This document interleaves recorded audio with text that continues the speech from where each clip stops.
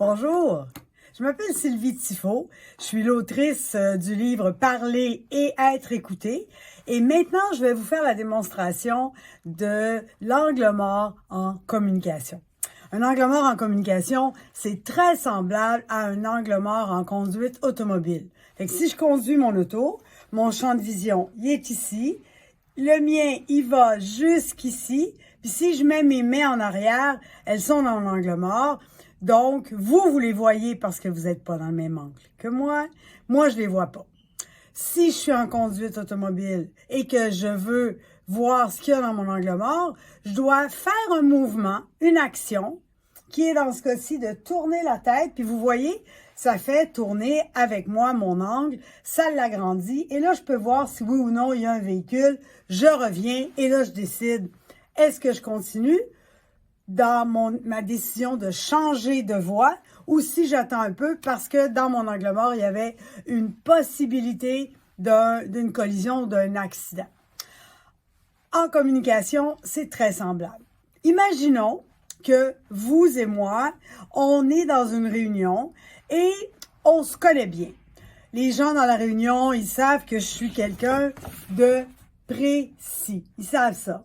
Moi aussi, je sais ça. On a le même angle. On voit la même chose. Alors, dans cette réunion, je vous demande, « Hey la gang, j'aimerais ça que avant d'arriver au point 5, vous me donniez quelques minutes pour revenir au point numéro 2. » J'ai pensé à quelque chose qui a un impact sur nous tous dans le projet. Comme vous savez que je suis quelqu'un de précis, vous me dites, « OK, vas-y Sylvie, je vais vous donner des détails. » Et c'est ce que je fais.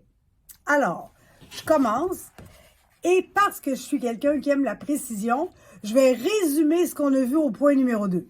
Pendant que je fais ça, il y en a parmi vous que là, vous commencez à décrocher parce que vous vous dites « Non, mais c'est pas nécessaire de nous donner tout le résumé de ce qu'on a vu au point numéro 2. Ça fait à peine 10 minutes qu'on a fait le point numéro 2. On n'est pas tombé Alzheimer toute la gang en 10 minutes. Pourquoi qu'elle fait ça?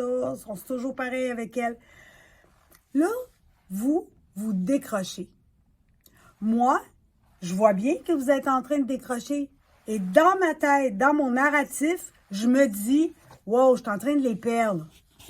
Je ne dois pas être assez précise. » Alors, je rajoute du détail.